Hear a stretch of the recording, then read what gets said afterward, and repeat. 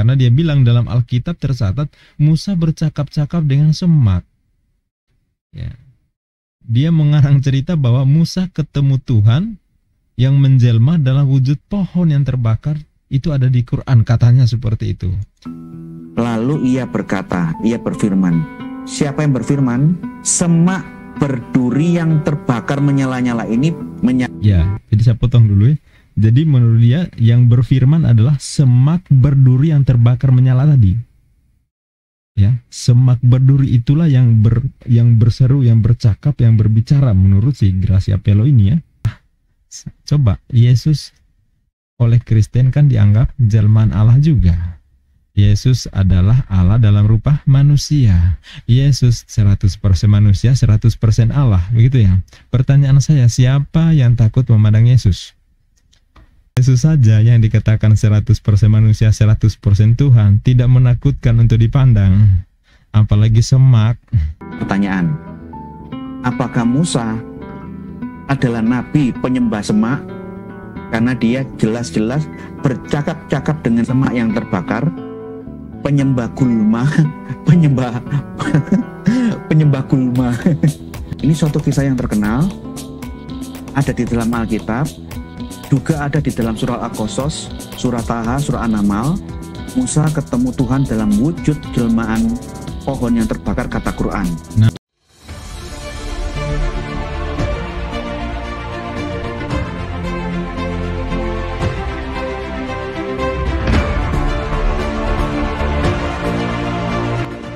How you do that? I'm going to give you 5 words in the English language. They have to be all at the same time. Surrender, submission, obedience, sincerity, and peace. Do you want those things in your life? Yes, sir. I do too. Be in peace with it. This word in Arabic is one. Takes 5 words in English. You know what the word is in Arabic? No. Islam. Islam. Really? That's the word.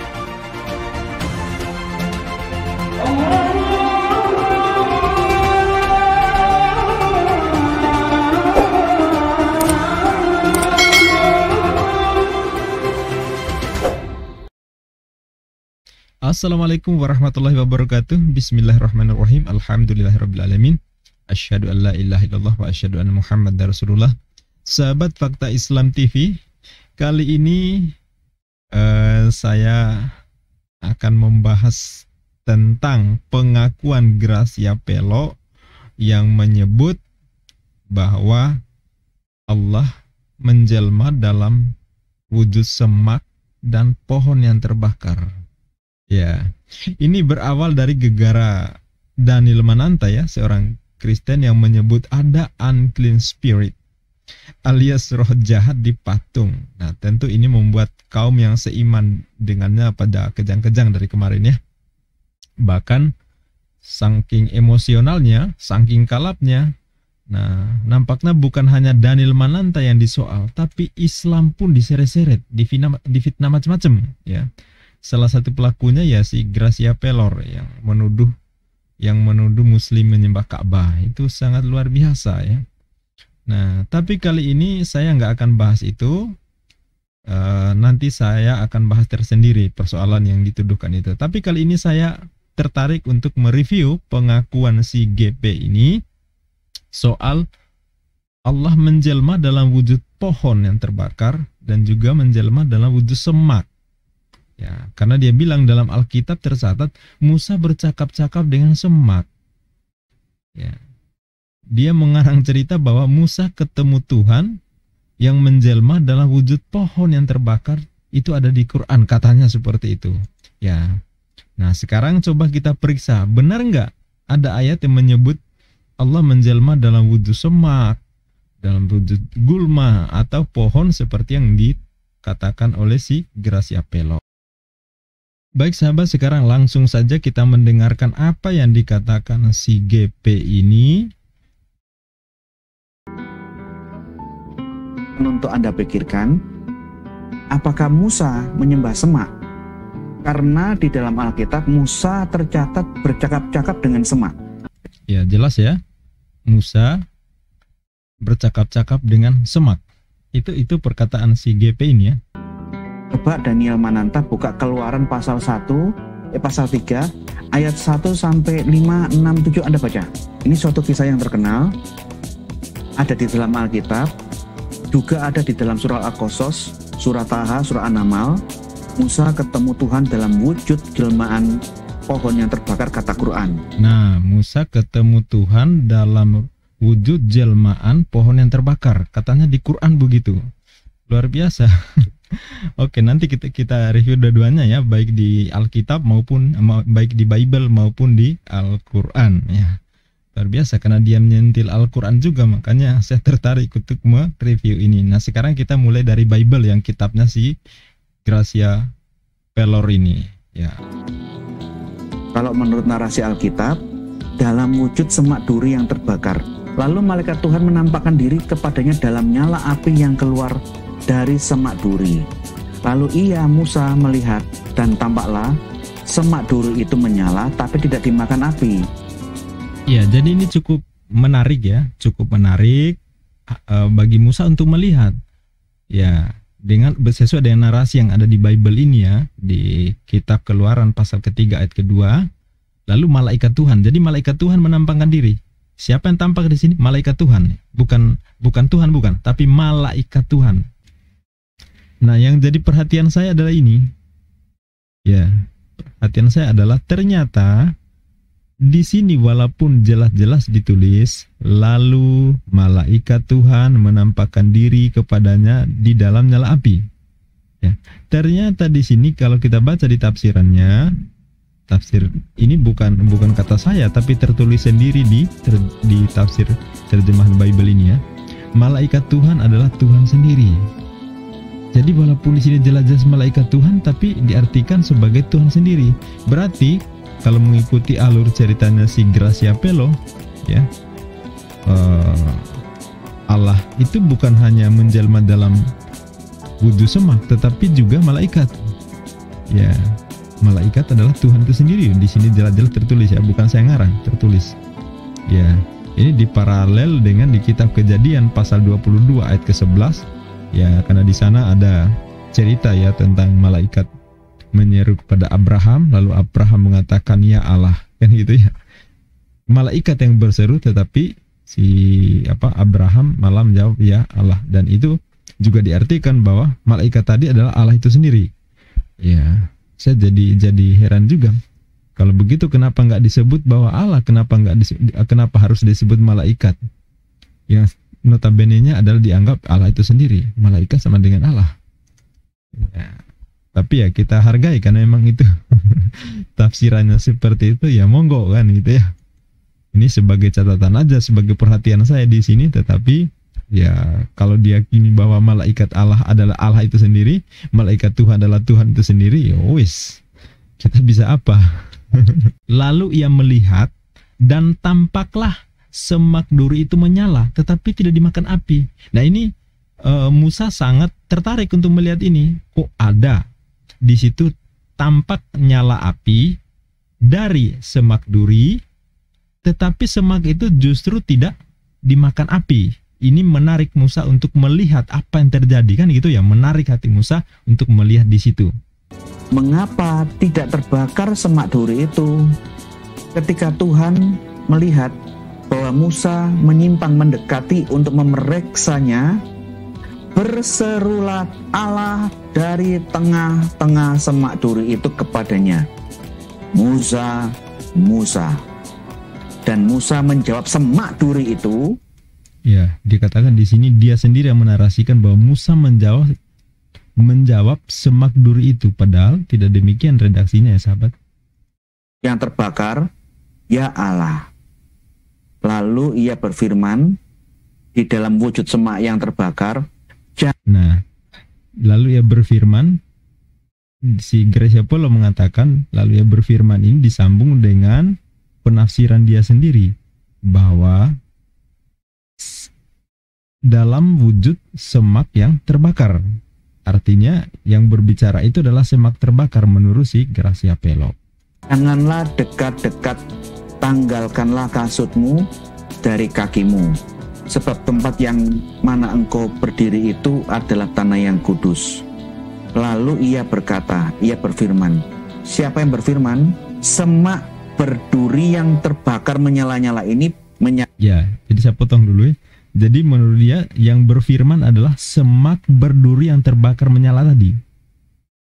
Ya, semak berduri itulah yang berseru, yang bercakap, yang berbicara menurut si Gracia Pelo ini ya. Karena semak berduri itu adalah jelmaan Allah menurut dia seperti itu. Nyatakan dirinya, akulah Allah ayahmu, Allah Abraham, Ishak dan Yakub. Lalu Musa menutupi mukanya sebab ia takut memandang Allah. Perhatikan konteks Allah ini, dia takut memandang semak duri yang terbakar. Dari mana si GP ini mendapat narasi bahwa Musa takut memandang semak? Di situ jelas-jelas tertulis ayatnya takut memandang Allah. Gitu kan? Allahnya kelihatan? Enggak kelihatan. Lalu dikatakan bahwa oh, Allah kan menjelma menjadi semak, makanya Musa takut memandang semak. Di mana ayatnya dikatakan bahwa Musa takut memandang semak? Jelas-jelas tertulis bahwa ia takut memandang Allah. Yang ditakuti adalah Allah, bukan semaknya. Kalau misalnya mau dikatakan enggak begitu, karena semak itu adalah jelmaan Allah. Allah telah menjadi semak, makanya yang menakutkan itu adalah semak. Makanya Musa enggak memandang semak, karena takut itu adalah Allah itu sendiri.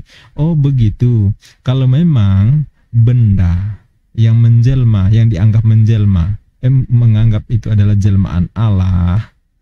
Coba Yesus oleh Kristen kan dianggap jelmaan Allah juga. Yesus adalah Allah dalam rupa manusia. Yesus 100% manusia, 100% Allah, begitu ya. Pertanyaan saya, siapa yang takut memandang Yesus? Ada enggak?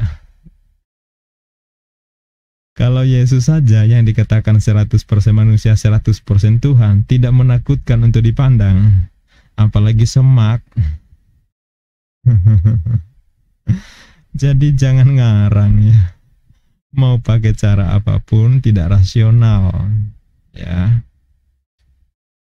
Pertanyaan, apakah Musa adalah nabi penyembah semak?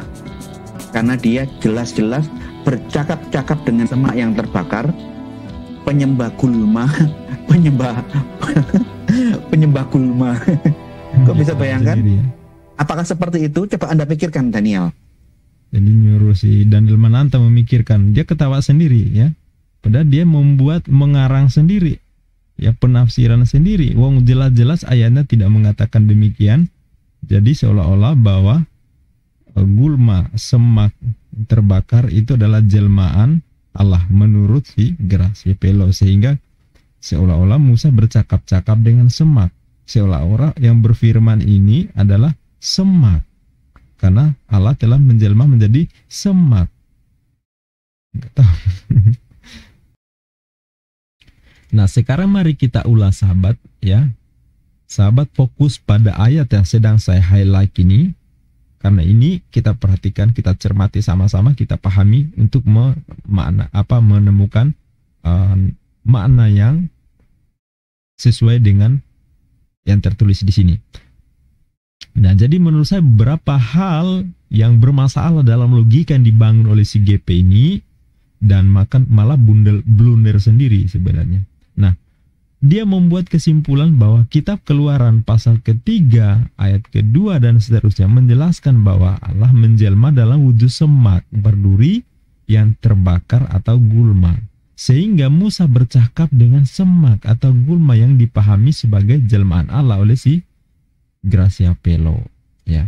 Padahal jika kita simak dengan cermat di ayat ini, sama sekali tidak ada narasi yang mengatakan penjelmaan Allah dalam wujud semak.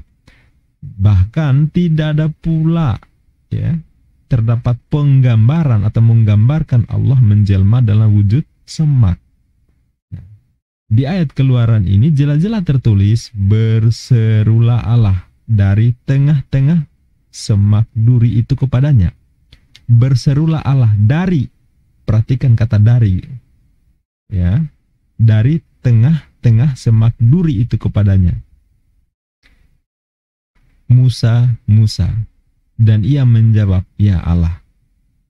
Nah, adakah di sini nampak yang berseru adalah semak berduri? Silakan disimpulkan sendiri. Karena di sini ayatnya nggak seperti yang dikemukakan oleh si GP. Jelas-jelas tertulis di sini, berserulah Allah dari tengah-tengah semak duri itu kepadanya. Bukan mengatakan bahwa berserulah semak itu kepadanya, bukan, ya, tapi dari tengah-tengah semak duri itu kepadanya. Nah, maka jelas bahwa kalimat dari tengah-tengah semak ini menunjukkan arah keluarnya seruan itu. Nah, itu lebih rasional menurut saya dan sama sekali tidak menyalahi apa yang tertulis di ayat ini. Nah, ketimbang kita mengubah maknanya menjadi penjelmaan dalam wujud semak. Penjelmaan Allah dalam wujud semak. Jadi ini saya baca apa adanya, tidak menafsir, tidak menambah, tidak mengubah. Sesuai apa yang tertulis di sini, bahwa dari tengah-tengah semak. Ini menunjukkan arah atau suara atau keluarnya atau apa yang dipahami oleh Nabi Musa. Kan begitu. Nah, dan narasi yang sepadan dengan Keluaran pasal ketiga ayat keempat ini juga ada di beberapa ayat lain, sahabat. Juga ada di beberapa ayat lain dan saya akan tunjukkan sebagai perbandingan. Nah, untuk mendukung argumentasi yang saya sampaikan. Nah, masih di kitab Perjanjian Lama, bahkan masih di kitab Keluaran yang diimani sebagai Torah atau Taurat yang ada di Bible oleh Gracia Pelor ini, ya. Nah, sekarang coba kita buka Keluaran pasal 19 ayat ke-1 sampai dengan ayat ke-3. Kita buka Keluaran pasal ke-19. Ya, ini sahabat, perhatikan di sini Tuhan menampakkan diri di Gunung Sinai. Itu judulnya, ya. Judulnya. Kemudian di 19:1 disebutkan bahwa bulan ketiga setelah orang Israel keluar dari tanah Mesir, mereka tiba di padang gurun Sinai, dan pada hari itu juga setelah mereka berangkat dari Rafidim, tibalah mereka di padang gurun Sinai. Lalu mereka berkemah di padang gurun. Orang Israel berkemah di sana di depan gunung itu. Perhatikan di sini di ayat ketiga. Lalu naiklah Musa menghadap Allah. Naiklah Musa menghadap Allah. Dan Tuhan berseru dari gunung itu kepadanya. Perhatikan sahabat di sini kalimatnya. Ya. Dan Tuhan berseru dari gunung itu kepadanya. Dari gunung itu kepadanya. Kalau di Keluaran pasal ketiga ayat keempat tadi, berserulah Allah dari tengah-tengah semak berduri yang sedang terbakar, kan begitu. Di sini kalimatnya persis, ya, bedanya hanya gunung, yang tadi semak berduri, sama-sama menunjukkan tempat atau lokasi atau arah, ya. Lalu naiklah Musa menghadap Allah. Ya, Musa menghadap Allah. Dan Tuhan berseru dari gunung itu kepadanya. Beginilah kau katakan kepada keturunan Yakub dan beritahukan kepada orang Israel. Jadi di sini Allah berfirman kepada Nabi Musa. Ya, di mana Allah menyampaikan firman-Nya itu? Dari gunung, ya. Tuhan berseru dari gunung itu kepadanya. Saya ulangi. Ya, Tuhan berseru dari gunung itu kepadanya.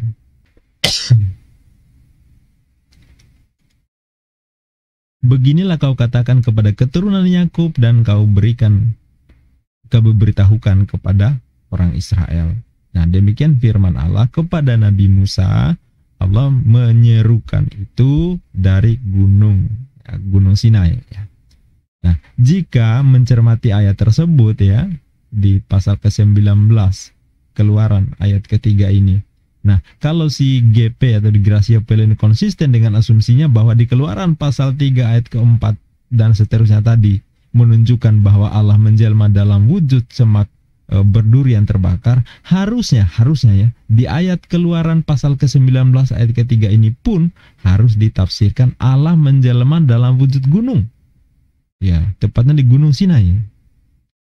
Karena tadi ketika berbicara berseru dari semak, dari tengah-tengah semak berduri, diartikan bahwa semak berduri itu adalah jelmaan Allah. Harusnya ini juga begitu, bahwa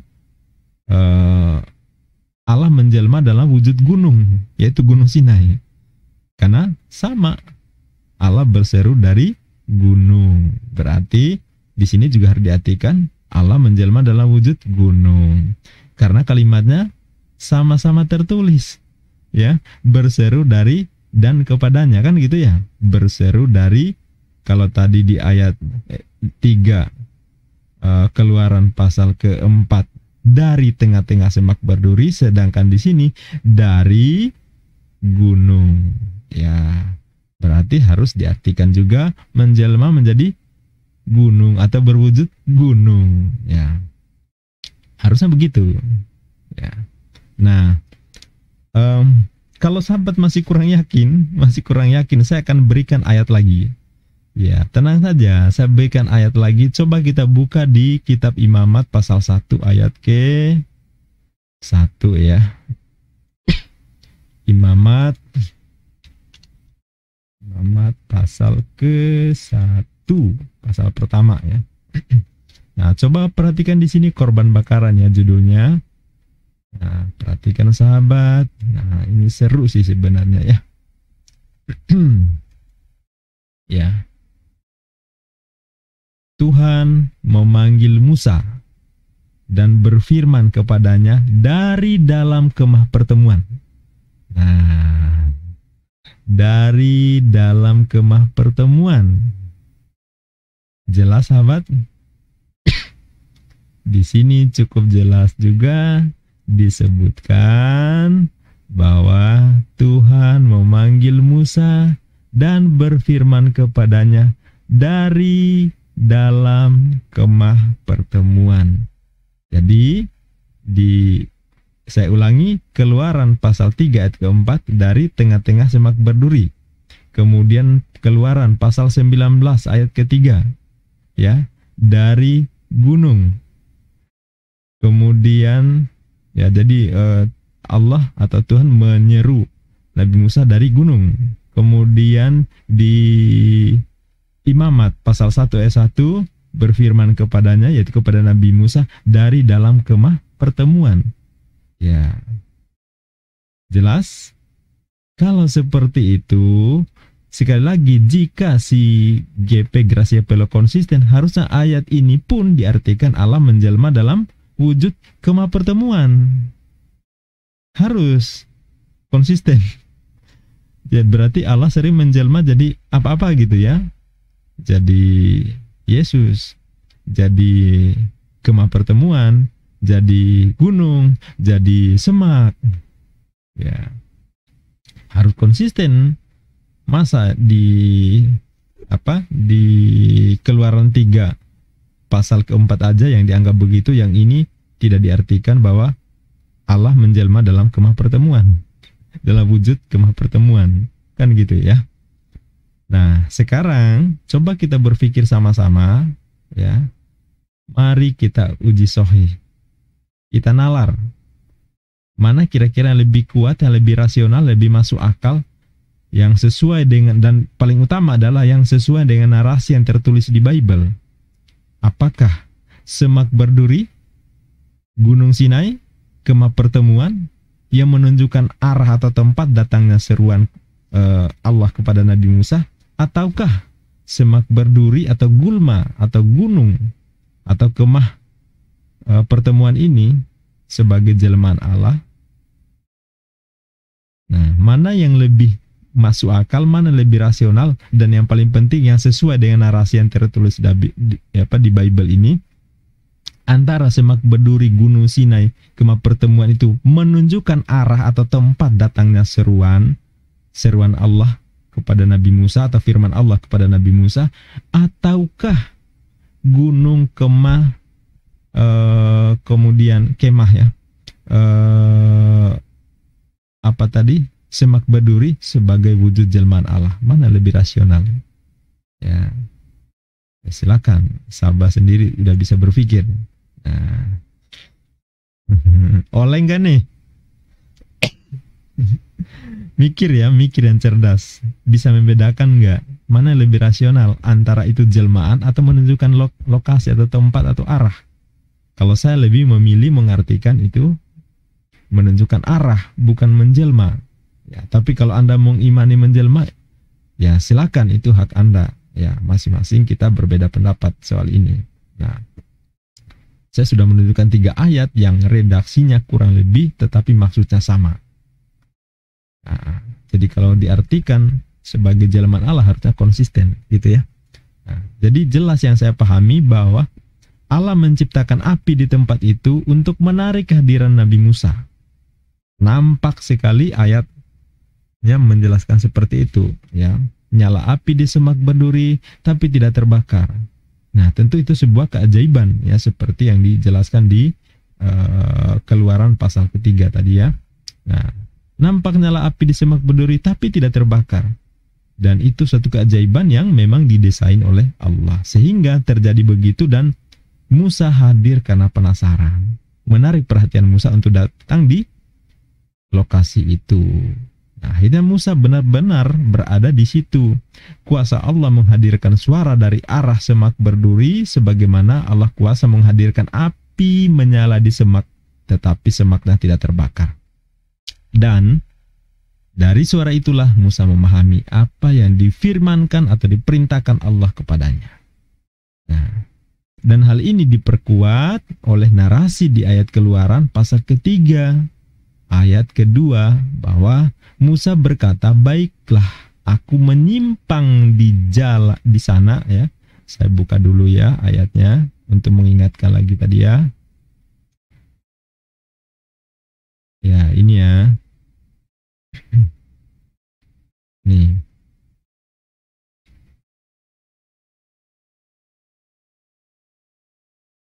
Ini ya.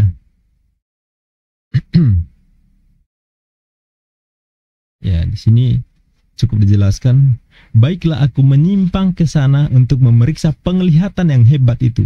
Penglihatan yang hebat itu. Mengapa tidak terbakar semak duri itu? Ini menunjukkan perhatian Musa terhadap tempat itu. Nah, makanya saya memahami ayat ini adalah cara Allah untuk menarik Musa hadir di tempat itu.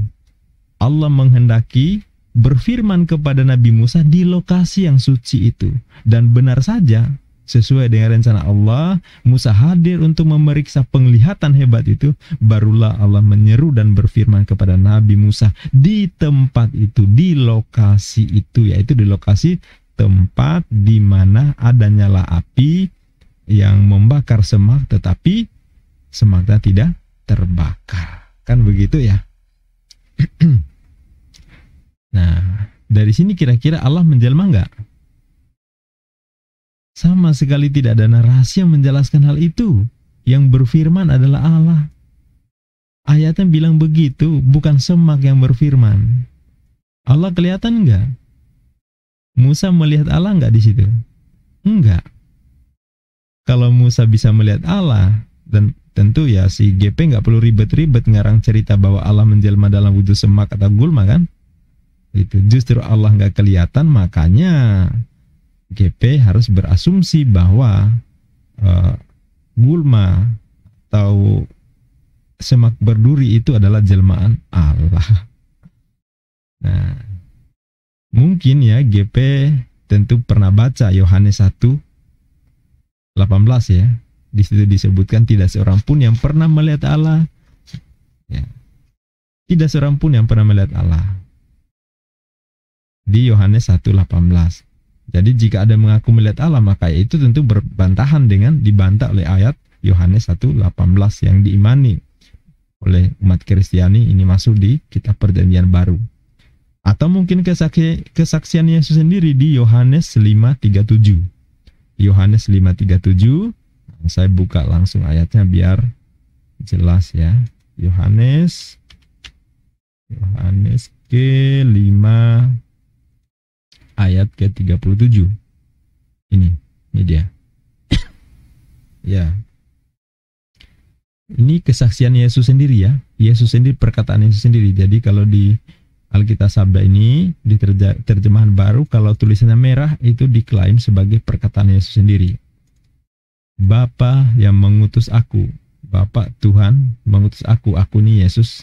Dialah ini berarti Bapa yang bersaksi tentang aku ini Yesus. Kamu, ya murid, umat Israel, tidak pernah mendengar suaranya. Tidak pernah mendengar suara siapa? Suara Bapa atau Tuhan. Rupanya siapa? Rupa Tuhan. Tidak pernah kamu lihat. Saya ulangi. Bapa yang mengutus aku, dialah yang bersaksi tentang aku. Kamu tidak pernah mendengar suaranya, rupanya pun tidak pernah kamu lihat. Ingat, tidak pernah didengar suaranya, tidak pernah kamu lihat. Seperti apa sosok Allah itu.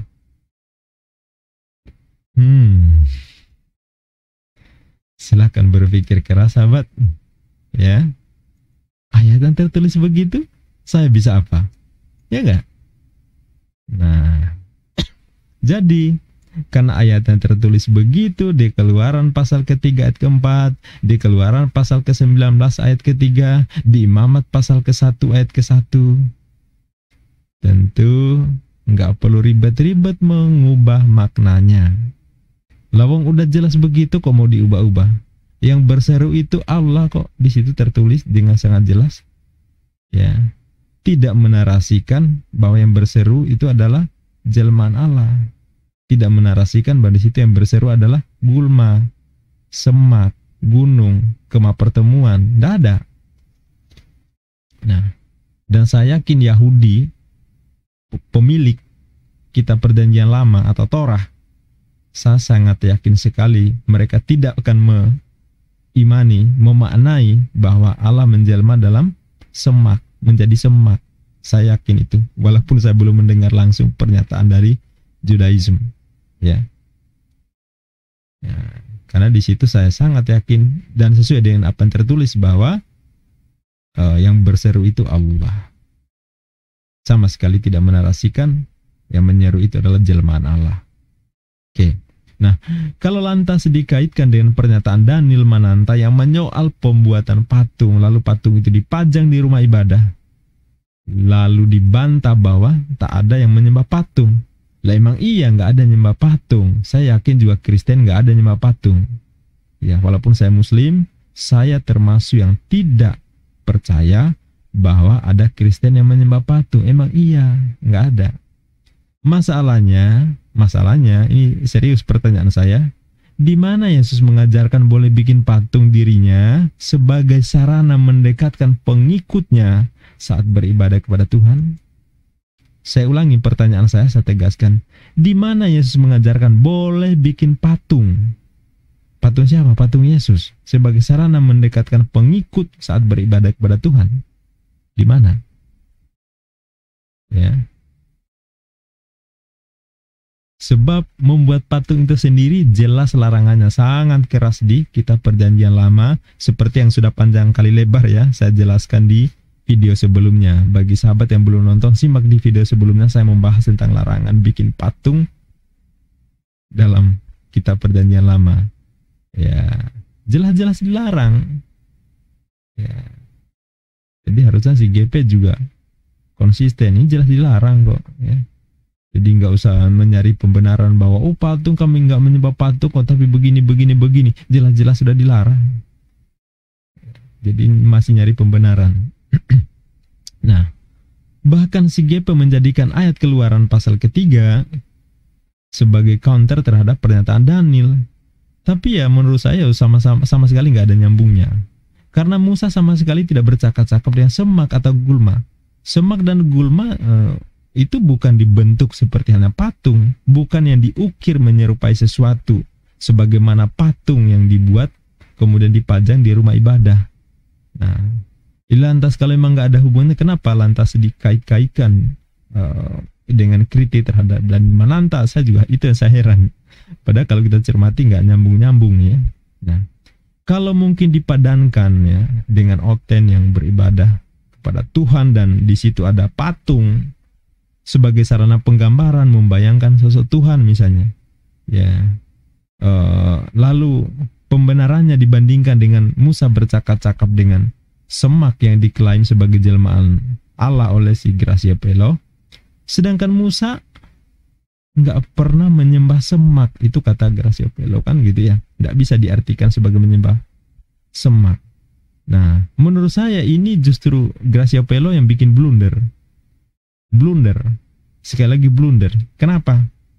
Sama aja itu menganggap bahwa patung yang dipajang di rumah ibadah itu adalah jelmaan Allah. Karena dia terhadap semak berduri kan dibilang jelmaan Allah. Kalau dibandingkan dengan patung yang dipajang harusnya juga begitu dong ya. Ya. Jadi kalau mengatakan bahwa patung yang dipajang di rumah ibadah itu sama sekali nggak disembah, lah kenapa di sini semak berduri diklaim sebagai jelmaan Allah? Kalau memang mau dibandingkan antara keduanya, ya. Jadi sekali lagi saya nyatakan itu blunder, ya. Jadi sama aja menganggap patung yang dipajang di rumah ibadah itu adalah jelmaan Allah juga, sebagaimana semak berduri yang diklaim jelmaan Allah. Lalu dia bercakap dengan Nabi Musa. Nah, jadi blunder sendiri kan si GP kalau mau melakukan perbandingan antara semak dengan patung.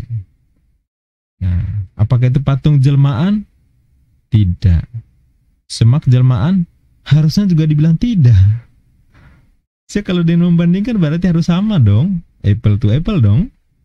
Masa patung bukan jelmaan, tetapi giliran semak dibilang jelmaan? Kan lucu ya. Nah itu kalau si Gracia Pelo konsisten. Nah, Kristen menyembah patung? Enggak. Musa menyembah semak?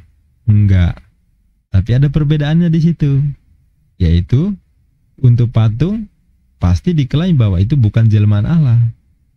Nah, lantas kenapa semak dianggap itu jelmaan Allah? Berarti pembandingnya tidak sesuai. Nah, ini blunder sendiri si Gracia Pelo, bikin malu jadinya ya. Nah, kalau sama-sama tidak jawabannya antara patung tidak disembah, kemudian semak juga tidak disembah, ya harusnya si GP menyimpulkan bahwa semak berduri itu bukan jelmaan Allah dong ya. Kalau jelmaan Allah tentu tak salah kalau menyembah semak duri, karena hakikatnya itu adalah menyembah Allah. Karena Allah sudah menjelma menjadi semak berduri. Bukan menyembah semak duri lagi, tetapi hakikatnya menyembah Allah yang sudah menjelma dalam semak duri. Kan gitu ya. Nah, tentu beda dengan patung. Karena bukan jelmaan Allah, maka dijadikan objek pendekatan beribadah kepada Allah.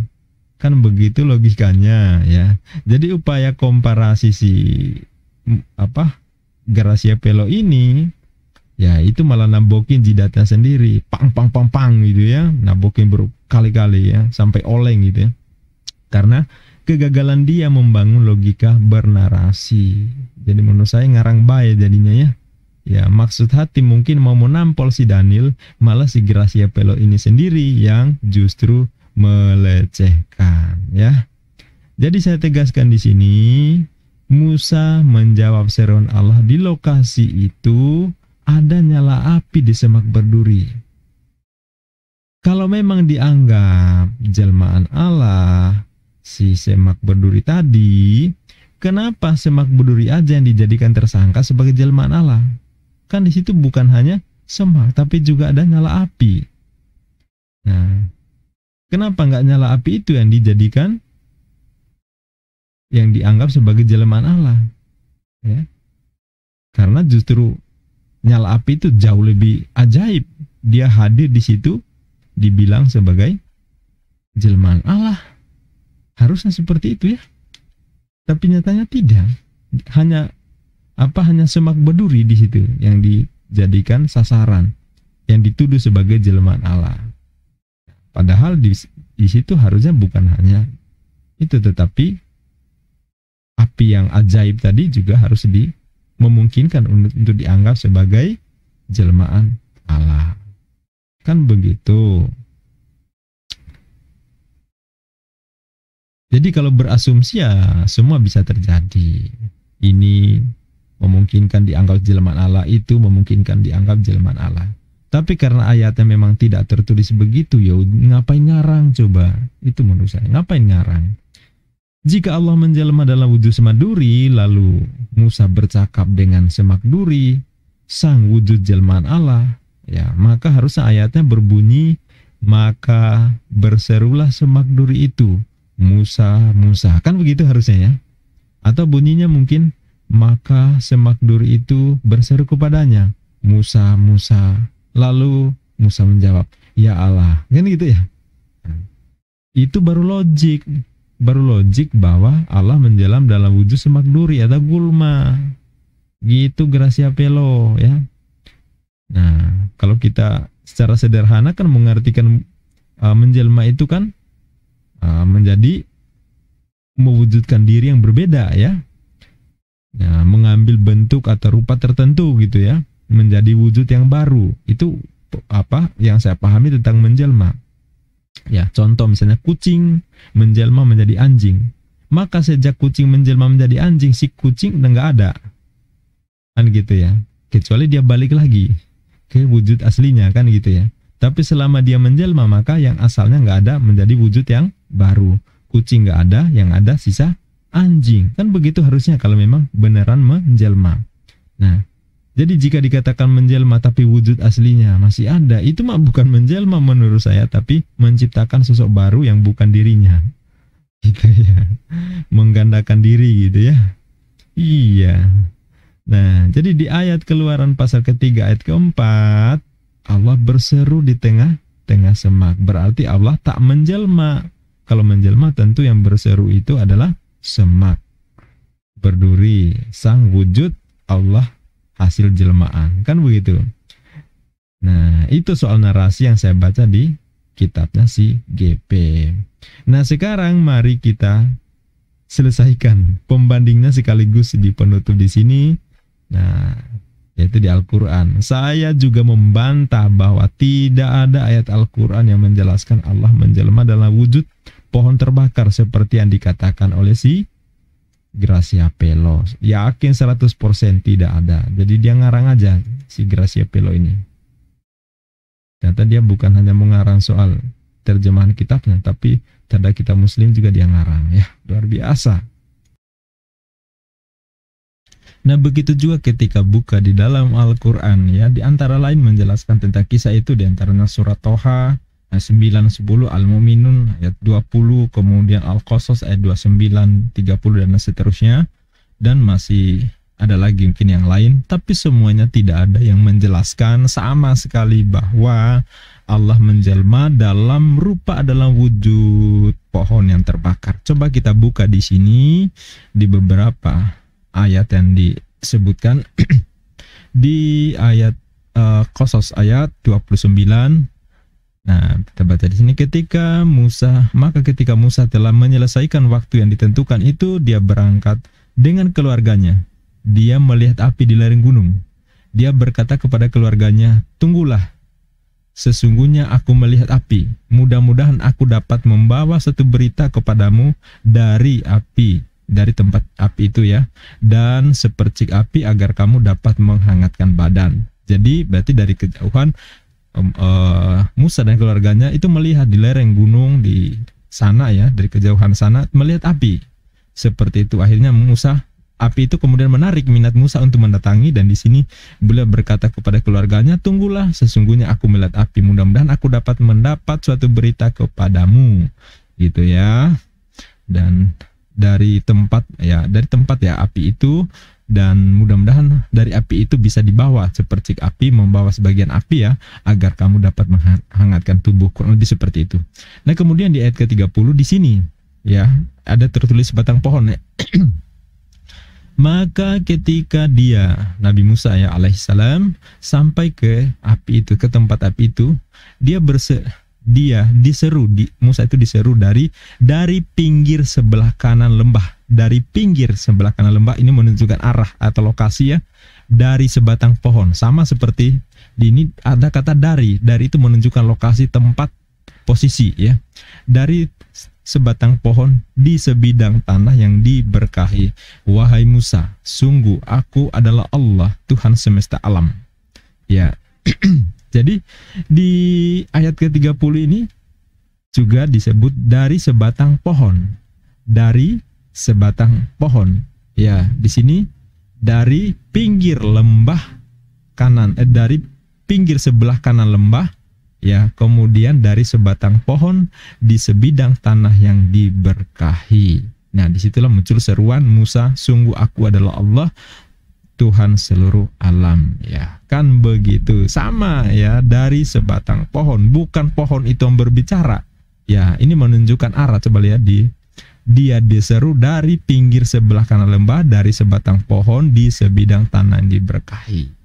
Ya, jadi kalau mengartikan bahwa sebatang pohon itu yang berbicara, nah ini juga ada problem rasionalnya nggak berfungsi ya, logiknya nggak berfungsi. Oke, kita masuk lagi ke surat Toha. Surat Toha. Jadi kalau kita muslim nyebutnya surat Toha. Surat Toha. Kalau yang pura-pura, yang ngaku-ngaku mantan muslim, yang udah murtadi, nyebutnya surat Taha. Ya, kalau muslim nggak ada yang nyebut surat Taha. Ya, yang ada Toha. Ya, oke. Di sini di ayat 10 disebutkan ketika Musa melihat api, lalu dia berkata kepada keluarganya, tinggallah kamu, sesungguhnya aku melihat api, mudah-mudahan aku dapat membawa sedikit nyala api kepadamu, atau aku mendapat petunjuk dari tempat api itu. Jadi sama seperti di Keluaran di Bible ya, bahwa api itu mengundang minat Musa untuk mendatangi, yaitu di Keluaran pasal 3 ayat ke-2 ke-3 itu ya, yang sudah saya ulas di awal ya. Itu.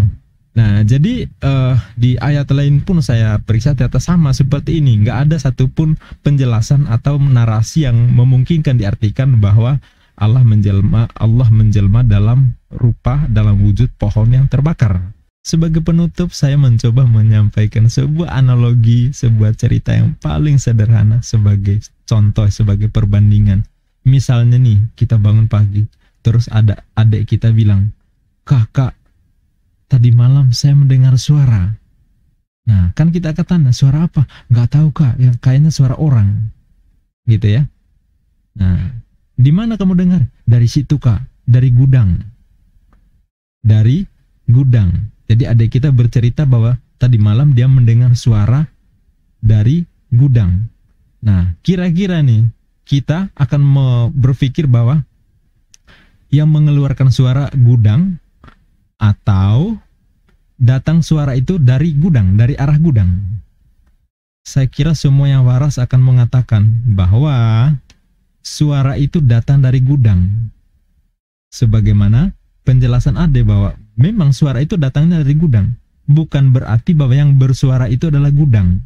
Kata dari itu menunjukkan arah atau tempat atau lokasi sumber.